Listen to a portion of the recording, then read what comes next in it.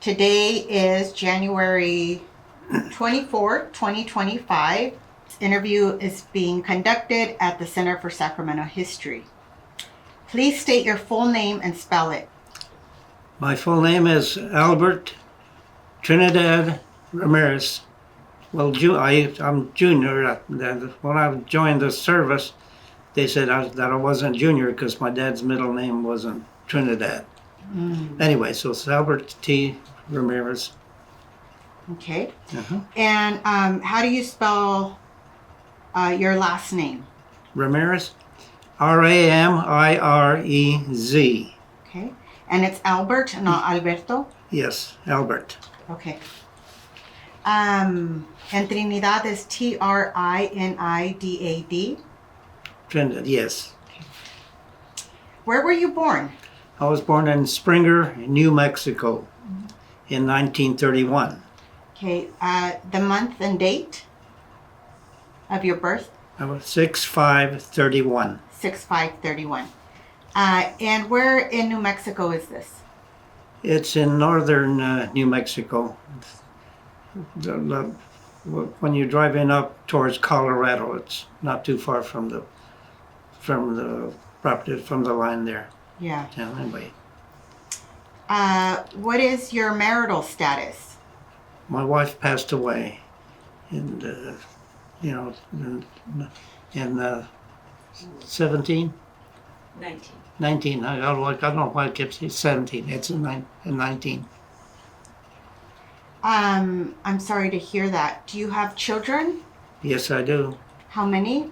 I've had 7 children. One passed away here last May, so the remainder are still here. And what are their names?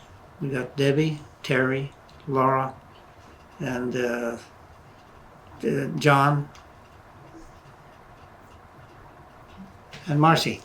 I missed one. Were any of them in the service? No, Just you? just me. Okay. And were you raised in New Mexico? Well, I was raised in New Mexico till I was close to 6 years old. I was in kindergarten when we moved to California. What part of California? Well, to over there near Woodland and Yolo, where Yolo is, in Woodland. That's where we've been all since then. Since you were 6. Yeah. What did your parents do for a living?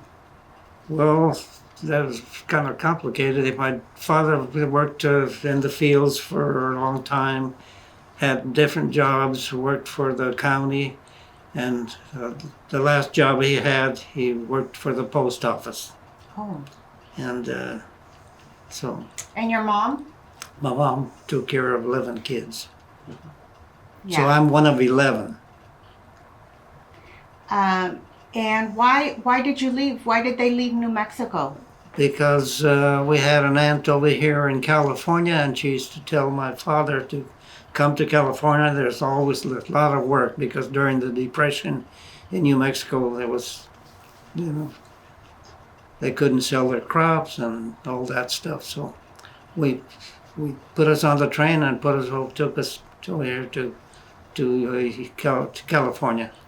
Do you remember anything about that move? Yes, I do. I remember the train, and I remember arriving here, not too far over here in Sacramento. So in February, there was raining real hard. What did you think of California when you first got here? Well, it was exciting because I had never been on a train before. Yeah, it must have been exciting for a 6-year-old. And your parents came to Woodland, and they did what there? Or your dad did what? He worked in the crops, tomato crops and stuff like that, at my aunt's. My aunt had what do you call it? Moliga. He was a Moliga. Her husband was a labor contractor, and he worked there for them for a while till he got other jobs. So we moved out of their location, and we moved over there to Woodland. Bought a house in So Woodland. you all went and stayed with your tia Yeah, till we got settled. till you got settled. And then you started school right away, or did you have Yes. to wait? Yes, I started school right away, right there in Yolo, because we lived in Yolo, and that was Cashville Elementary School. Tell me a little bit about your elementary school. What kind of students were there?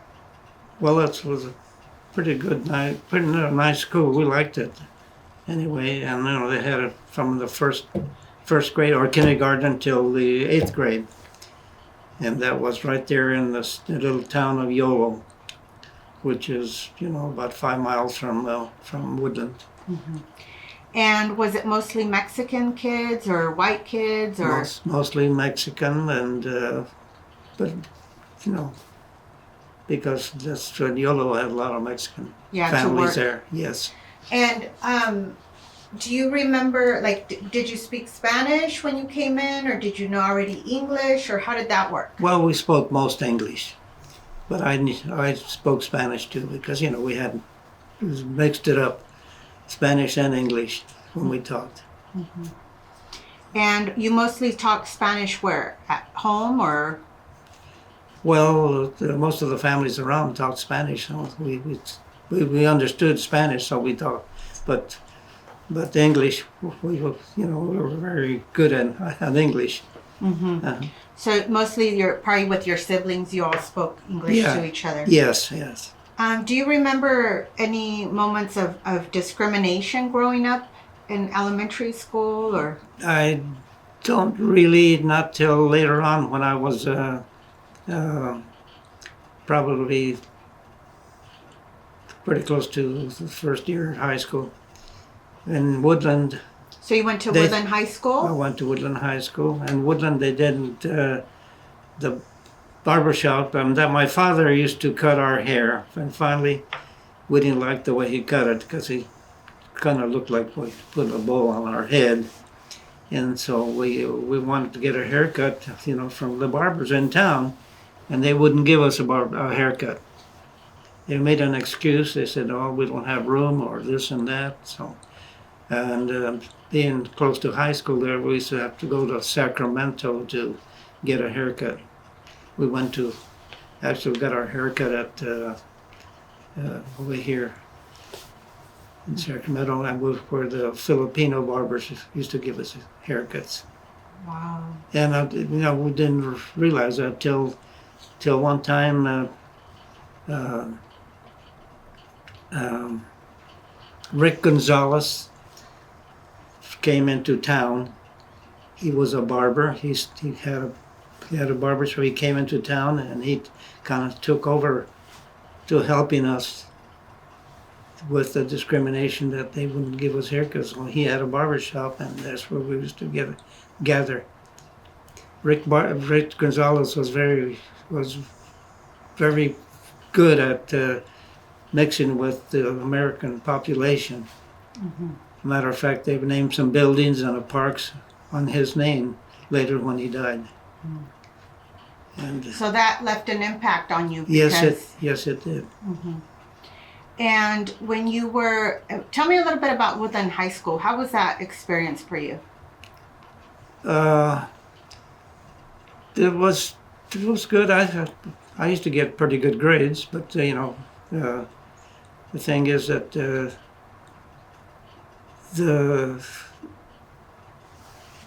they always thought that because we were Mexican that we weren't going to go to college, so they gave us the Auto shop or something? yeah, they gave us auto shop and all that stuff. And so we didn't have an academic Yeah. classes, so we couldn't go to college unless we went to junior college someplace. And so you said you were one of 11 kids. So Yes. where are you in that? I'm number 2. You're number I was- 2. Yeah, So you're one of the I have oldest? one older brother that's passed away. I have 3 of them that passed away out of the 11, so there was still 8 of us. It's pretty good. Yes. Yeah. And so you are in high school, and what are you thinking that did you play sports in high school? I played basketball. We were champions here for the valley, and at that time I had a job. I always had a job. I had a job at the truck terminal, gassing up trucks and changing tires and grease. I was a grease monkey, you know, and stuff like that. So I worked there through my whole high school in the afternoon or in the morning, like at 5 o'clock in the morning, so I could play basketball, so I could practice. Wow. And what did you do with your money? I gave it to my mother, and she was my banker. And by the time I reached my junior in high school, I had enough money to buy a car. What kind of car did you buy? I had a Chevy, 4-door Chevrolet 4-door. Mm-hmm. It was a very nice looking car. I don't know if I had a picture of it. It's not a picture of it. Mm-hmm. Anyway, but yes, and not too many guys had cars. Only a few rich families did. So Yeah. And what did you use the car for? Did you mostly for yourself, or did you help run errands, or? Oh yeah, well, mostly for myself, and I needed something so I could go to work in it. Mm-hmm. So it sounds like you were a very hardworking kid. I had a job all the time. You had a job. And did you think about college, or? Well, yes, I did, but I didn't have the grades and stuff. I mean, I had the grades, but I mean, this was just like engines and. Yeah, you didn't have the academic track. Right. You weren't in. Yeah, and, that's what they did to the Mexican kids, because they figured they're going to go work in the fields and stuff like that. Yeah. Around that time. And do you think you were aware of that when you were in high school, or do you think that's something that you sort of looked back at your life? I wasn't aware of it. It was just a normal thing that they did to us. Yeah. Just like the haircuts, and stuff like that. But, we just kind of accepted it, which is, not good. And even in high school, all my friends that I had good friends and stuff like that, they always had something. We didn't get invited. We were left out. Mm-hmm. I don't guess they. we didn't know that they were having parties, but they were. Yeah. So let's talk a little bit about, did you have a social life? Did you go to dances, or? Just the Mexican dances, because they had dances all the time. Where? Over there in the fairgrounds, or some areas outside, Were those dances well attended? Yes, they were, by the Mexican population. Community, yeah. Yes, I always liked it. Yeah. So you graduate from high school in what year? 1950. Wow. Okay. So you graduate in 1950, and then what do you do? I joined the Marine Corps. Okay. Tell me about that process. The following year, I graduated in 1950. In 1951, I joined the service. How did you hear about the service, or did somebody recruit you, or how was that process? Well, it was, the war in Korea was going on, and they were drafting people my age. I was 20. I just turned 20. I'd just been out of school for about probably 6 months or 7 months. So I didn't want to get drafted. I don't know why. I just didn't like the drafting part. I think I'll join so I can go my own way. So me and this person here, Gene Garcia, we joined the service together. We went to San Francisco, and we didn't know what we wanted to do. So I said, let's join the Navy or Coast Guard or something. So we went into the place, and they told us, no, we're not taking anybody in now. But see you over there across the street, they'll take you. And it was in the Marines. So we did that. We joined the Marine Corps then. Mm-hmm. And you and your friend. You mean my friend Gene Garcia. And Gene Garcia is someone you knew from Woodland? It was the same Grade that we were in high school, yes. Yeah. And one of the neighbors, I mean, he was close by. Kind of like a brother Yeah, almost. yeah. He was staying at his aunt's house over there next door to us, so we played together and all that kind of stuff. Mm-hmm. And did you know anything about the war when you were drafted, or you just knew there was a war happening? Well, I knew more or less what was going on, you know. So. Did you tell your parents you were gonna join? Yes. What did they say? They didn't say don't do it. And, you know, I guess they figured I was old enough to do that. I was out of high school and I wasn't going to college. But, so they accepted it. I didn't have any problems, put it that way. Did you have a girlfriend at the time? Yes, I did. What did your girlfriend think? Well, she didn't have a choice. I told her that when we get back, we'll get married. Instead of proposing to her, I told her what we were going to do. So you told her when you get back, you told her basically to wait for you? Yes. Yeah. Did she? Yes. So let's get to your service. You went to San Francisco, and from San Francisco they send you where? Well, we joined in San Francisco, and then they sent us home, and then they told us to show up back again in San Francisco within a week or two. And because, you know, we had to go home and tell them that we were going and all that stuff. That's all. They put us on a train and all the way down to San Diego to boot camp. The Marine Corps boot camp is in San Diego. And that's where that's where they really threw it at us. Yeah. So your second time on a train. Yes. And what did you think of San Diego? It's a beautiful base there, yeah. That's beautiful there. That's beautiful. Yeah. Oh yes, I always liked it. And how was boot camp? Boot camp was very strict, but we did what they told us. Mm-hmm. First thing I said, don't let them know what your name is because they'll be calling you all the time. You know, it was you had to do exactly what they told you. It's discipline, very disciplined. And a lot of the people that were there at the same place with me, they were kind of, they weren't very mature. I thought I was pretty mature anyway. And they had to say some kids had a hard time. Yeah. They had a hard time taking orders and stuff like that. But that boot camp, everybody had to had boot camp too. If you join the Marines, you go to boot camp first. And tell me about the type of recruits that are there with you. Are Mexicans? Or is it mostly from California? Or are they flying people out from other places? Well, mostly from California, I would think. Mm-hmm. You know, or they come from all over actually, because you know that's where the boot camp was. That's where you first get started. Yes, and they have infantry training in Camp Pendleton, which is there, not too far from there, between there and Los Angeles. That's Camp Pendleton. It's infantry training. Everybody's got to go through that too, before you go to any schools. Mm-hmm.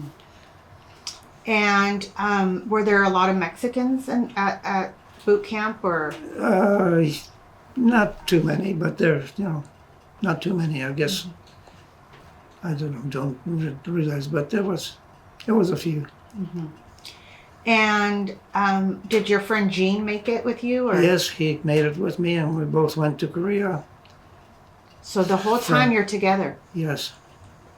Right there, and in Camp Pendleton, we had to go through infantry training before we went into the Korea. Mm-hmm. And they put us aboard this ship one time when we got through with that, and it took us 2 weeks to get to Japan and Korea, real close by. So tell me a little bit about that experience. You're going through boot camp. Are you thinking about war? Are you thinking about possibly losing your life? Are you excited? Are you scared? Are you missing home? What are some of the feelings? No, I just kind of accepted everything. Boot camp is made to get you Ready. ready for war and stuff like that. So I personally, I didn't think too much. I was kind of excited, getting aboard ship, and we stopped in Japan for just overnight, and then over to Korea, South Korea, and from there they flew us into the front lines, and they were there. Yeah. So tell me about South Korea. I've never been there, so I mean, what's the weather like? How are you acclimating? Well, when we landed in South Korea. That's not where they were to get fighting. They were fighting in North Korea because the Chinese came into the war over there, and part of our infantry got caught in the reservoir over there. So we were taking their place over there, and it was in the North Korea when it was all the mountains, nothing but hills and mountains, and cold. Kind of like New Mexico? Huh? No.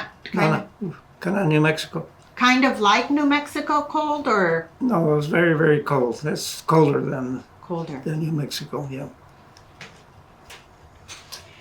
Okay, so you arrive in South Korea, and what happens? Well, since we arrived there, then they sent us to North Korea, where we were assigned, and they sent me to artillery.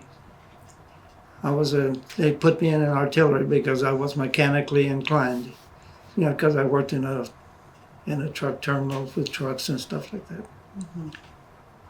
So, are you on the front lines, or? We were probably about a mile from where the infantry had their lines, but we were supporting them and supporting the South Koreans and supporting the army too, because we had artillery.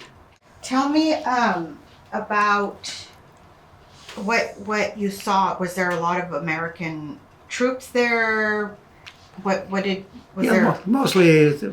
American troops. And there's some Mexicans were in there too. Naturally. Yeah. And do you want to share anything about the war there, or? Well, it was very, very hard life because, we lived in a tent or underground in holes that we made there because we didn't have a house or anything, and it was cold. We had to sleep with our own clothes on, and it was very, very cold. So it was always cold. Yeah, you remember it being cold. Because during the wintertime it snowed and everything froze over there. Mm-hmm. That's the hardest part, was the cold weather over there for us. And did you get to see the battles, or? Yes, I did. Yeah, we were sent up to front lines for a while when we were on top of the mountains over there, and then so we could fire close by and try to get them. For a while we did that. Then we went back to our old locations there, and we fired all the time, day and night. Wow. Day and night. I had I think there were six people that I was in charge of. So they gave me a gun section, and they gave me a rank too. I went from corporal, and then I went to sergeant. So you're 21, 22 now? Yes. And so if there's shooting going on all the time, how are you sleeping? It's day and night. I don't know, but they just, every time they shot that, we were sleeping, and they'd make the ground move up and down. We made it somehow. We were pretty young. Yeah. In those moments, were you scared? Or it's just too much adrenaline? No, I don't think you can say I was scared. I was just, I'll just accept it. It was a job. Yeah. Did you lose anyone in your battalion or? A few people we lost. Mm-hmm. I lost there because they used to come down in helicopters all the time and land over there close by. So give them they give them the first aid or whatever before they send them back. You know, kept on going to the main hospitals wherever they were at. I didn't like that because they seem all Mangled up. get mangled up. It was, and with the helicopters, they were in coming on out in the open. Yeah. Did you lose any friends? Yes, but that wasn't close by to where they were at. They were probably on the infantry.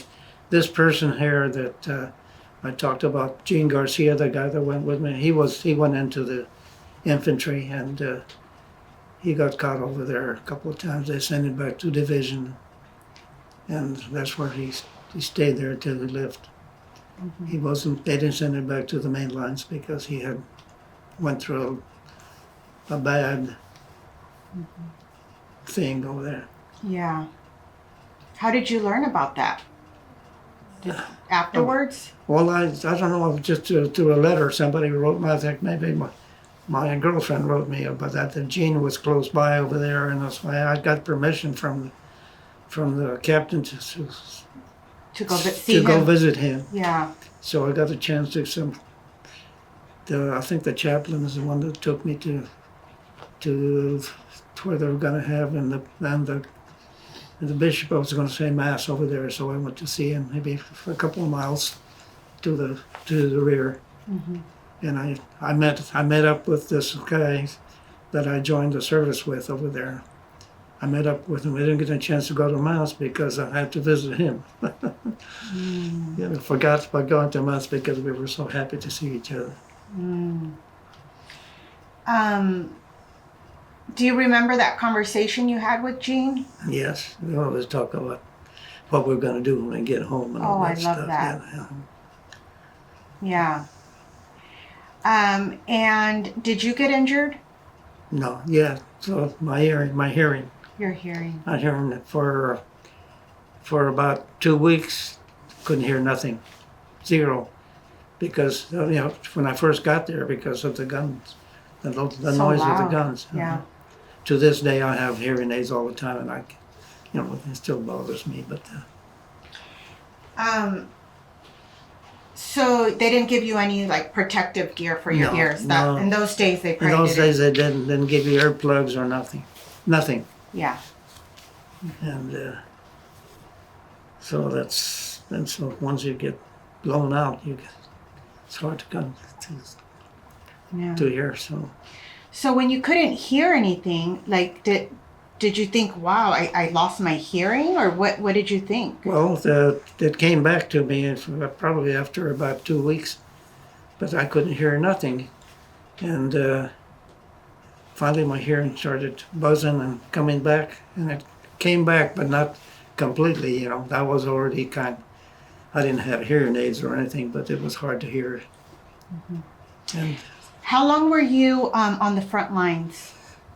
I was there. We were firing all the time because we were supporting all the troops from the Army and the Marine Corps and the KMCs, which is the Korean Marine Corps that we were supporting. We never left there for 1 year. But it was very hard because most of the servicemen, they got a chance to go to Japan for a couple of weeks to get, but we couldn't. Like a little break. They Yeah, got a little yeah. break, but you didn't. We didn't because of our artillery. We had artillery to take care of, and we were the only ones there. Yeah. A young man sees a lot in a year. Yes. Yeah. So after that year, then what happens? Well, we came back to the States. We stopped in Japan just one day. They took us to Japan and we picked up our ship there, and it brought us to San Diego. So it takes a long time. It takes us 2 weeks to go. Yeah. to board ship, and there was about 5,000 of us went when we went from California to Korea. I mean, that was our group that went that way. And when you come back, do you come back with your unit, or how do they work that out? Well, we came back to Camp Pendleton. Right. But the people that, when you left Korea, Yes. is it your entire unit that goes back to California, or no? No, no. I don't think everybody, because we had people that were taking over here and there and everything, but we lost track of all those guys that we were there with. And I forgot to ask, how long was your contract with the Marines? 3 years. I got married about 6 months before I got out. And when we got married, took my wife to Camp Pendleton. They gave us a housing there.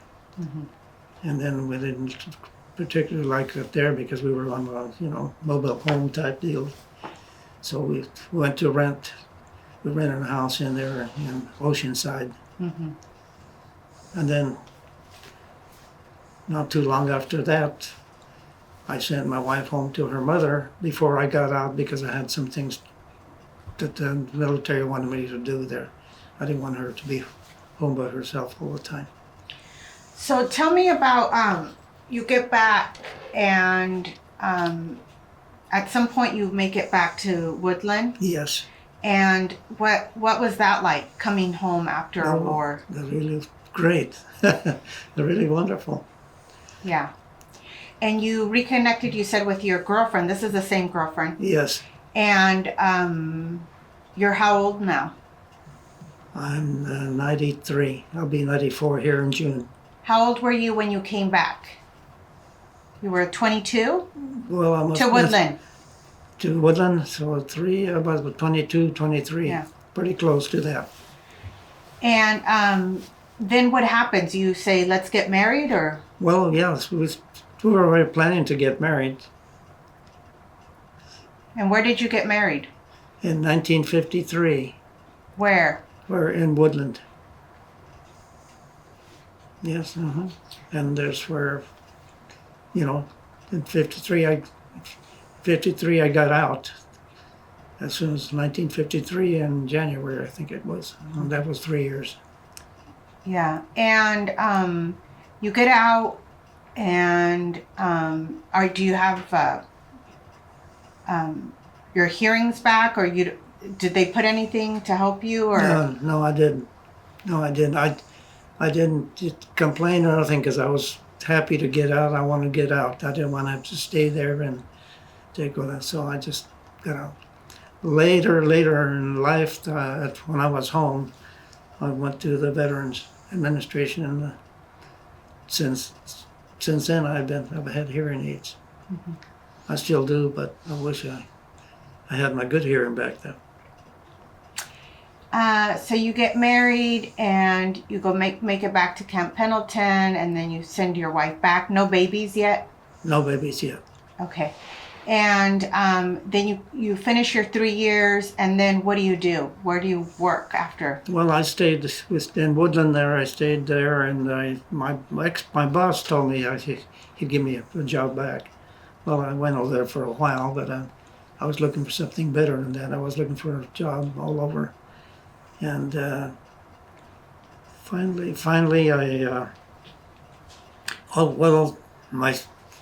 my father-in-law. He was my father-in-law. My wife's dad was a labor contractor, and he had several camps where he had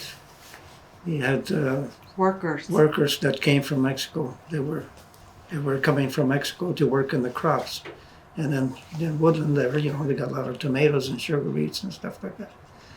So he just told me, I said, you're going to work for this boss over there, and you're going to have workers, and you got to feed them, and take them to work all the time and all this stuff. So it was new for me, but he just threw me in there and left me. Are these braceros? Braceros from Mexico from during those days, they were The contracted. bracero program, yeah. We paid them and we did everything. I did that for about a year or so. Later on, it was okay. I made some good money, but that was just in the summertime. In the wintertime, I didn't have no job because it's just during the harvest season. So I quit. And my neighbor's father was a building contractor. He says, "Hey, yeah, if you're not doing nothing, do you want to go work for my dad?" And I said, "Yeah." So I ended up in the construction field. Later on, after I got working for him, I quit and I got tired of working for somebody else. I wanted to do my own, get my own license and everything. So I quit and got my license, and since then, after that, I was a builder. I was in construction. I had my own license and everything. So that's what I did for the rest of my life. You worked until how old were you? Until Pretty about 70. So the kids come and you are still in Woodland Yes. and you're able to provide for a very large family Yes. off your income. Mm-hmm. And do you want to tell me a little bit about raising kids or what that was like? Oh, it was really, we used to take a nice vacations in the summertime. They didn't give me too much. When I was working for another contractor there, he didn't give me too much time. We always had a lot of work. But we used to take 2 weeks off in the summertime and we'd go camping and have a great time. We did it every year. Every year. We did it when we could. And they just loved it. I bought a big van because, I had 7 children. And she's number 1. Oh. And she's still pretty young though. So do you want to tell me a little bit about your experience buying a house? Yes, everybody, a lot of the veterans and guys that had been in the service, and they were buying houses. They were, they were building houses there, not too far over there, and I applied to get a house where they were building there, and they told me that they didn't have any for me. I didn't know, but till somebody told me, yeah, they don't accept Mexicans over there. But they told me, but if you want a house, if you find a lot, we'll build. The contractor said that he will build on it for me, and that's what happened. I found a lot, and they built a house, and I bought the house. I paid for it. That was my first house. So the lot wasn't close to where these other servicemen were? Yeah, but I went too far. Probably maybe a quarter of a mile. They have that was very far, but it wasn't within that. We were in a different location. But I didn't realize that they discriminated against me till this guy here, Rick Gonzalez, that guy that I told you, he says, well, they don't want you guys over there because they were building houses. So they were discriminating against me, but they said, well, we'll build one, but we'll build, if you've got the lot, we'll. So how does that make you feel? I mean, here you went to war and you can't even, they won't even let you buy a house. I mean, you're not even asking them to give it to you. You're how does that make you feel? Well, at first I didn't know anything about that, so, and then when I found out, I completely changed. I says, well, they just discriminated because of my race, and that was the reason. So, but I did well with that. In fact, I was happy that I had a house someplace else. I was glad that I ended up there, I wanted to talk to you a little bit. We were talking about you raising your family, your kids, and you had these great memories of, you're going camping and being able to do nice things for your kids. Probably things your parents couldn't do because they had 11, right? Yes. Kind, yes. I'm just thinking of my own situation when you don't have a lot of money. But in those days, I don't think they talked about PTSD much. I am pretty sure it's a very recent discovery that they said, okay, people have PTSD. Have you heard of that? I've heard of that, but I just don't know exactly what it is. Yeah, it's called post-traumatic stress Yes. disorder. And so a lot of vets who, Yeah, lived that- through war, they talk about mostly having nightmares or night sweats or, something can set off like a stressor for them. Like if they hear a boom, or fireworks, it brings them back to the war. And I've also interviewed some wives who talk about how PTSD has affected the marriage. And I'm just sort of curious, since you experienced, a full year of combat, like, do you remember, is there any sort of thing that makes you think, well, maybe that was PTSD or? No, I don't think I had. I had a few bad dreams when I came back, but that was, didn't last that too long. But but that was thinking about when I was in Korea with my friends over there, and that was it. But to this day, I don't remember their names anymore. Yeah, of course. It's been a long time. So maybe you were able to compartmentalize, like you left that and this is your life now. And okay. I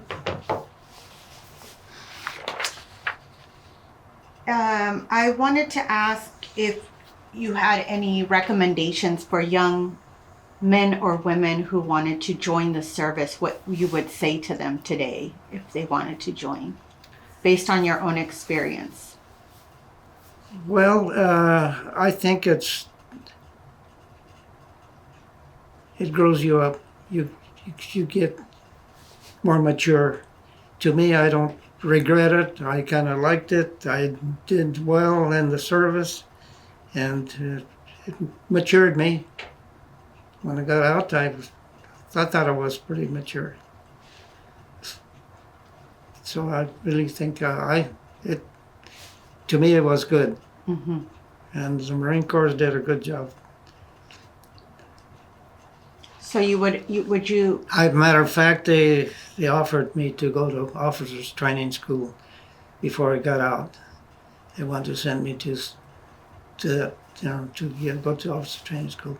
I told them, no, I says, I'm getting married. I'm not going to. So that was my move. So that was it. Yeah. Okay. Is there anything else that I didn't cover that perhaps you'd like to share? Not at the present. No, I don't. I'm okay. I don't. I just recommend it for the young boys when they say they want to join the service. I hope they mean it, and when they get into it, they do the proper things. You have to in order to advance. Mm-hmm. And I'll tell you, you're not going to be a private all your life. Some people do, but I think it helped me.